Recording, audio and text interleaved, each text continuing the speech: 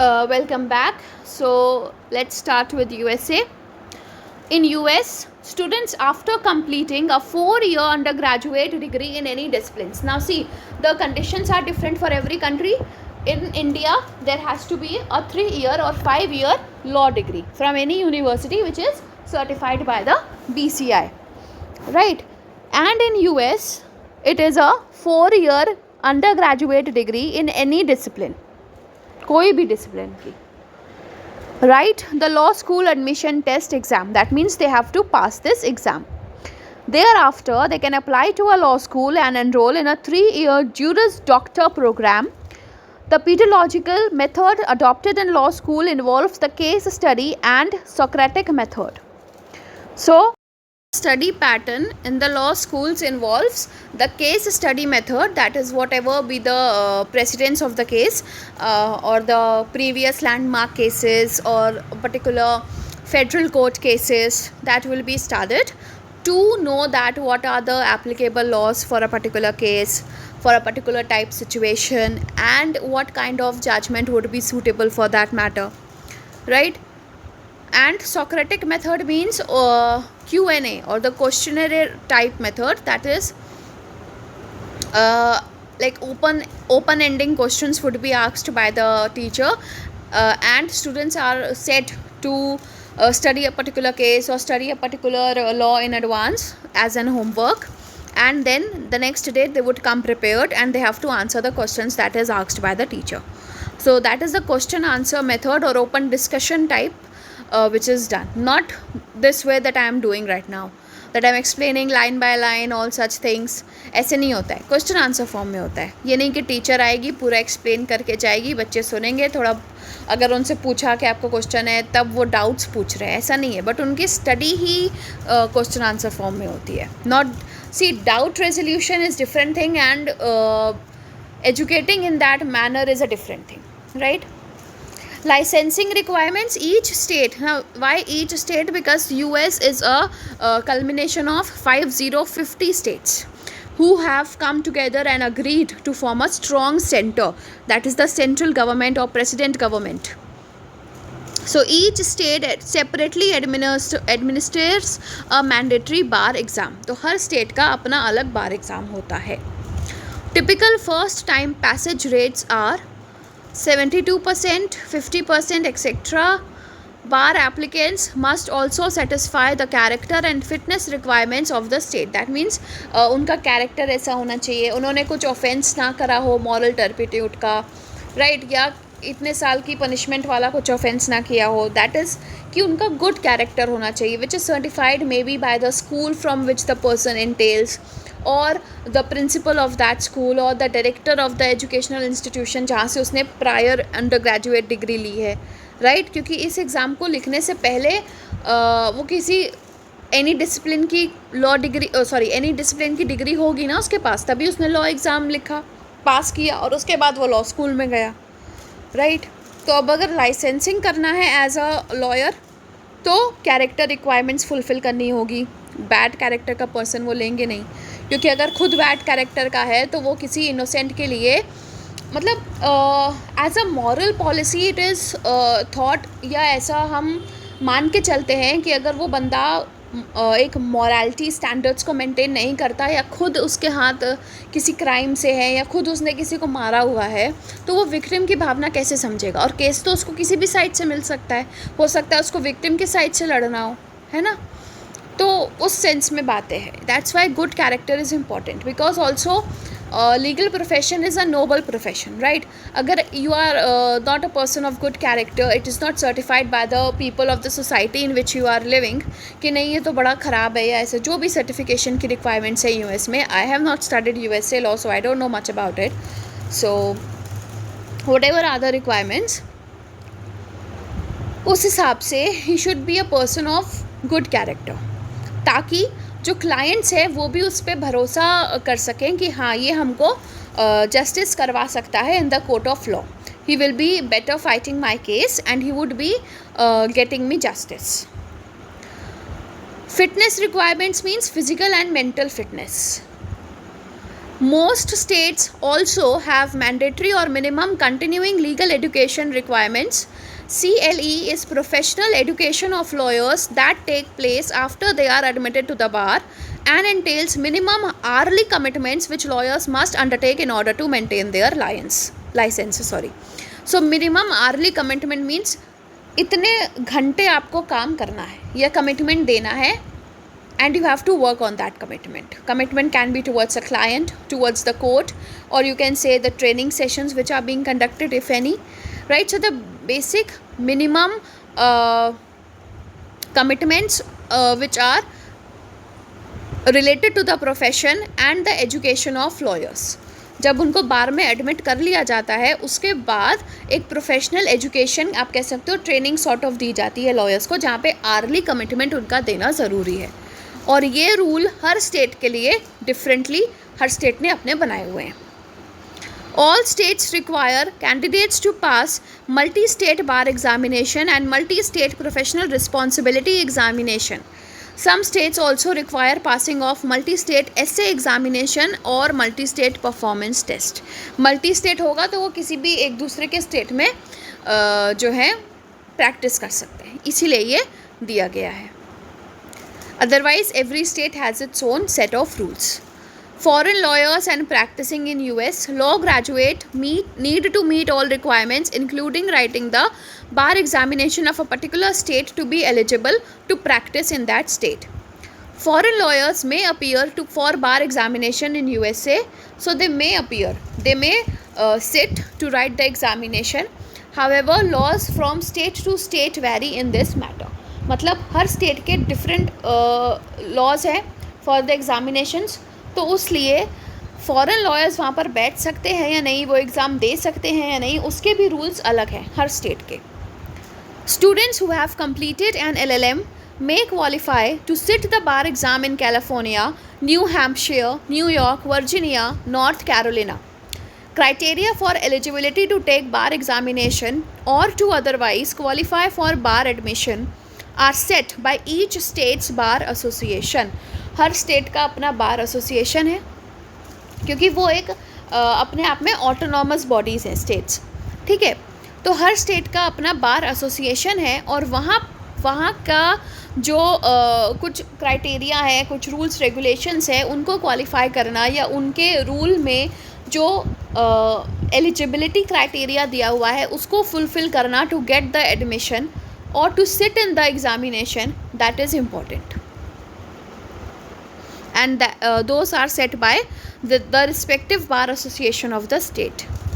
Some states may allow foreign educated lawyers to take bar examination without earning their degree locally. That means they have not obtained the degree by studying in USA, but they are educated in foreign countries. Now for USA, any country other than USA is a foreign territory. Right तो कोई भी person अगर USA के अलावा किसी country में educated हुआ है या उसकी लॉ डिग्री यूएसए के बाहर के किसी कंट्री की है तो वो बार एग्जामिनेशन में बैठ सकता है, and it is allowed by some of the states of USA, not all. और उसके भी क्राइटेरिया क्या होंगे, दैट इज़ ऑल्सो उन सम स्टेट्स के कुछ रूल्स एंड रेगुलेशंस में वो दिया है, which is set by the bar association of that state. In such a case, foreign educated lawyers must begin the process by getting their law degree reviewed and analyzed by American Bar Association. But उसके लिए क्या ज़रूरी है, अगर आपकी degree locally obtain नहीं हुई है तो जो फॉरेन एजुकेटेड लॉयर्स हैं उनको अपनी लॉ डिग्री रिव्यू और एनालाइज करवानी होगी by ABA. Why review? Because they will be cross checking कि वो डिग्री फॉल्स तो नहीं है, फेक तो नहीं है, राइट. और they can also cross check by the institution in India, right. Communicate हो सकता है आसानी से. हर इंस्टीट्यूशन की अपनी वेबसाइट होती है ऑन क्रोम, वहाँ पर उनका email address, phone numbers, that all is also provided, basic contact details, right. तो ईजिली वहाँ से कम्युनिकेशन सेटअप हो सकता है. और ये रिव्यूइंग इसलिए है ताकि अपने अकाउंट्स को चेक कर सकें, so that any person is not taking the undue advantage by faking the documents. and आजकल ये फेक चीज़ें थोड़े से पैसे देकर बहुत आसानी से बन जाती हैं. हर चीज़ का फेक डॉक्यूमेंट बन रहा है. Even Aadhaar cards voter ID cards are being faked. कुछ 100 रुपए में फेक वोटर ID कार्ड बनते हैं. They cast their votes, they are in the voters register, and because of that the demographics and the percentage of votes for a particular government also changes to a greater extent. But ideally, those people who are illegal immigrants, who have faked their identity to live in India, they should not be entitled to live in India anymore, because giving them the resources is cutting down the right of Indian citizens to get those resources, right, which belong to their nation. So I am talking about illegal immigrants as a whole. Anyways, not going into that and not commenting much on it, because Supreme Court has also recently said that India is not a place जहाँ सारे दुनिया के लोग आकर बस यहीं पर रह जाएंगे. It is for Indians, so you should leave. कब तक हम आपको रखेंगे? So that reviewing and analysis is important. ठीक है. अगर उनकी लोकल ऑब्टेन्ड डिग्री होती तो वो उसको शायद रिव्यू ना करते, क्योंकि उनकी कंट्री है. बट थोड़ा बहुत तो एक सॉर्ट ऑफ एनालिसिस किया जाता है कि हाँ ये फेक तो नहीं लग रही. Even if in India degree को थोड़ा क्रॉस चेक किया जाता है. एंड हर जब भी आप क्लास 12th या क्लास 10th की मार्कशीट डालो कहीं किसी भी पोर्टल पे या एग्जामिनेशन फॉर्म में, तो आपका रोल नंबर पूछते हैं या कॉपी ऑफ मार्कशीट पूछते हैं. क्यों? ताकि वो एक क्रॉस चेक कर सकें. और लेटर अगर कोई डिस्क्रिपेंसी फाइंड आउट होती है, जब मतलब थोड़े थोड़े ईयर्स में पूरा एक सर्वे होता है या एक रिव्यू किया जाता है, कमेटी बैठती है कि सारे डॉक्यूमेंट्स हर बंदे के डॉक्यूमेंट्स को क्रॉस चेक करते हैं. वहाँ पर अगर किसी का फेक निकल आता तो उसको फ़ाइन और टर्मिनेशन फ्रॉम सर्विस बाकायदा न्यूज़पेपर पे नाम के साथ लिखा रहता है कि अब इनको इतने साल का जेल या फ़ाइन भरना पड़ेगा, क्योंकि इन्होंने डॉक्यूमेंट फेक करके इतने साल सर्विस करी है और इतने साल की इतने मंथ्स की सैलरी मिली है उन्हें, तो वो सैलरी भी उनको वापस करनी होती है, because you have done fraud with the government, right. So that's how it is done in India also. Once reviewed, application is either accepted or deferred. That means it is rejected. Deferred is to reject. If accepted, दो ही चीज़ें हैं. Review करके या तो हाँ बोलोगे या ना बोलोगे. So either accept or reject. If accepted, foreign lawyers are allowed to sit for that state's exam in much the same way a domestic applicant would. अगर एक्सेप्ट हो गई वो एप्लीकेशन या डिग्री अगर क्रॉस चेक कर भी सही हुई, ऑथेंटिक हुई और उनको लगा कि हाँ हमारे जो एलिजिबिलिटी क्राइटेरियाज़ हैं उस पर ये सही है and it is in accordance to that, तो फिर वो उस पर्सन को अलाउ कर सकते हैं to sit in the bar exam. So याद रखो ये सब उस एग्ज़ाम में बैठने से पहले का प्रोसेस है. ठीक है, अभी वो बार में नहीं आए हैं. They are not practising, they are just sitting for the exam of foreign countries, sorry, of USA. In New York, one of the jurisdiction most open to foreign lawyers, this would allow foreign lawyers to sit for bar without being required to complete any further law school study in US. That means without जैसे आपने एक law degree यहाँ से ले ली India से and then you go to US कि आपको अब US से पढ़ना है, तो without obtaining law school degree from US you can directly sit for the bar examination, and that's why it is one of the jurisdiction which is most open to the foreign lawyers, क्योंकि यहाँ के जो rules हैं वो liberal हैं for that matter. It allows them to sit without having another law school study in USA. Even if deferred, that is rejected, applicants may be asked to complete coursework at an ABA approved college before sitting for the bar exam. तो अगर हमने application reject कर दी तब भी आपको एक opportunity दी जाती है. ऐसा नहीं है कि एक बार रिजेक्ट हो गया तो बिल्कुल ही हार गए, कोई ऑप्शन नहीं है. बट एक ऑप्शन और दिया जाता है, opportunity that you can complete a course work at an ABA approved college. ठीक है, आप वो कोर्स वर्क कंप्लीट कर लो and then you can be sitting in the examination. This coursework usually takes the form of 1-year LLM program at an ABA accredited school. ठीक है, that is a sort of LLM program which is of 1 year. New York and California are the most popular states for foreign lawyers to give bar examination owing to presence of a large number of international law firms involving transnational work for which an international lawyer's expertise is useful. That means there are various international law firms located in New York and California, and since they are international, so वहाँ पर transnational legal profession का काम हो रहा है, जिस वजह से वहाँ पर फॉरेन लॉयर्स हेल्पफुल हो सकते हैं.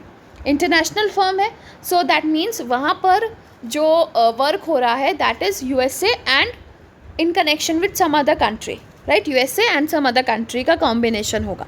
तो अगर उस कंट्री के लॉयर्स भी वहाँ पर उस फर्म में काम कर रहे हैं, and that be useful for them, right. So इस वजह से New York and California are the ones which are most popular and liberal for entering into the profession. And these are also two of the most difficult bar examinations to clear. इन दो states के liberal हैं but आसान भी नहीं है. You have to clear the examination which is very difficult. Okay.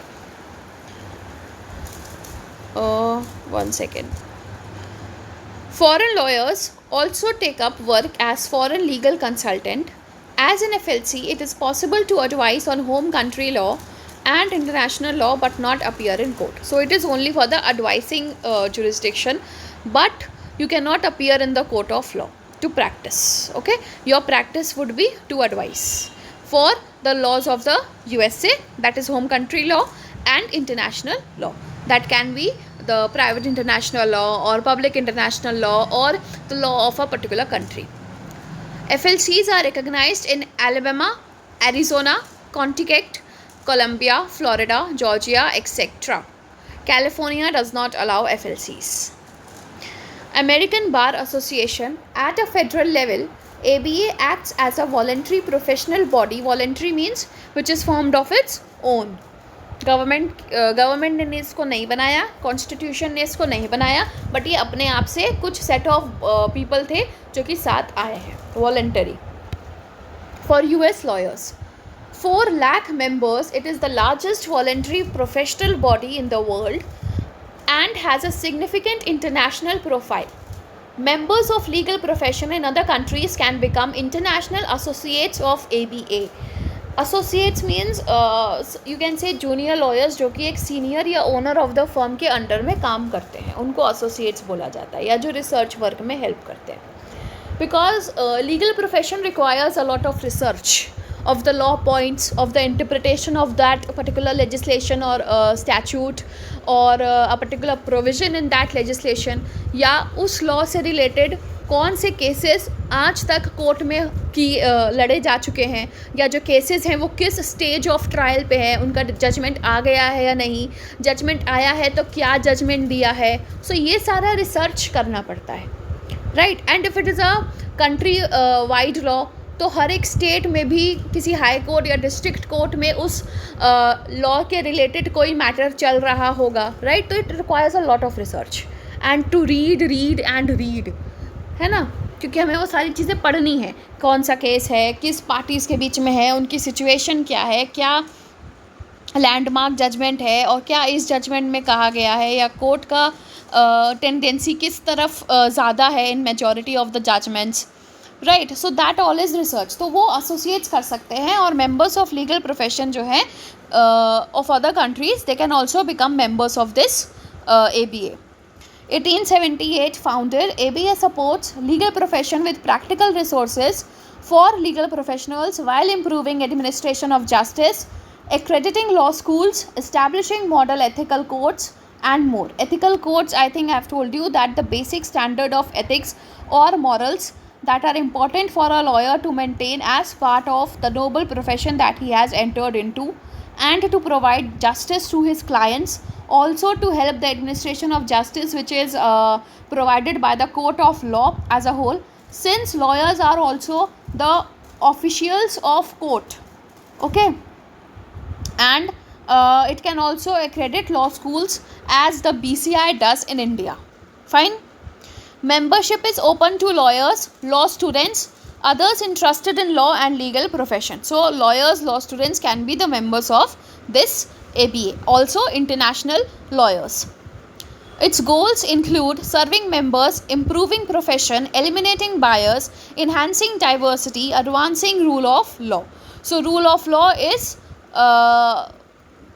the way by which US is regulated. I hope you know what is the rule of law as a principle. And if you don't, you can comment down and I will explain in the next upcoming video. That will be and serving the members, whoever are the members, to serve it as BCI. If we have done it before, I guess we have.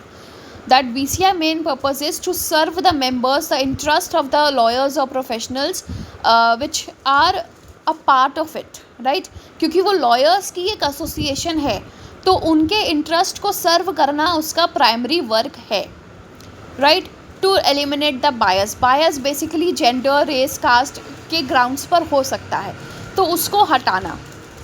Diversity बढ़ाना, that's why it is also open to the international ones, right.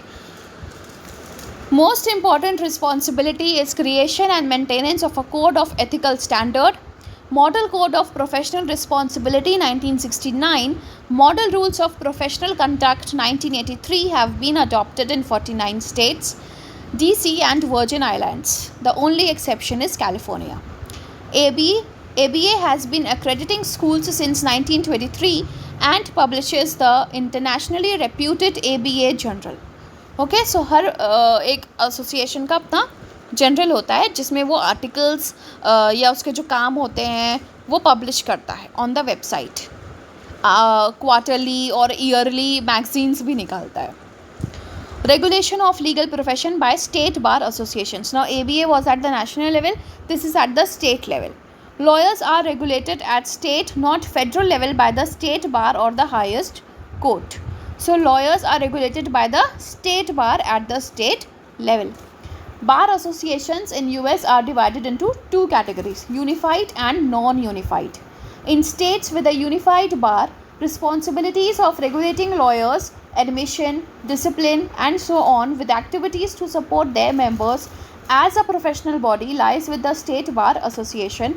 Membership is mandatory to practice. There are 32 states with unified bars including California, Texas and Florida. Okay, so there are two types of bar associations in USA, unified and non-unified. For unified bar, there are the responsibilities of regulating lawyers. That means how they would be admitted into the role, what should be the code of conduct for them and etc. And also supports their body since it is the professional body of lawyers. So their interest to support them, to put forward their interest and to work in direction of that, ये सारी उसकी responsibility है. And if you want to practice in such states, तो इस association का member होना ज़रूरी है. 32 states हैं. States with a non-unified bar, responsibility for admitting, regulating lawyers lies with state Supreme Court or Board of Bar Examiners. In such a state, the state bar is a voluntary professional body with activities that can include professional development, lobbying, networking, charitable programs, and the states include New York, Washington DC, Illinois. So for non-unified bar there is a difference. यहाँ पर जो responsibility थी वो state bar association की थी, यहाँ पे supreme court या बोर्ड ऑफ बार एग्जामिनर की है, स्टेट सुप्रीम कोर्ट की, ठीक है. Also it is a voluntary professional body with activities. Now activities are also a little bit of different, more on charitable focus and professional development. And here it is to regulate the lawyers and to support them. And membership is mandatory to practice. यहाँ पर ऐसा कुछ नहीं है. Fine. The responsibility lies with another authority. This is with another authority. Membership is mandatory. That is not mandatory. 32 states है तो 50 में से आप 32 माइनस करेंगे तो नॉन यूनिफाइड बास के स्टेट आ जाएंगे.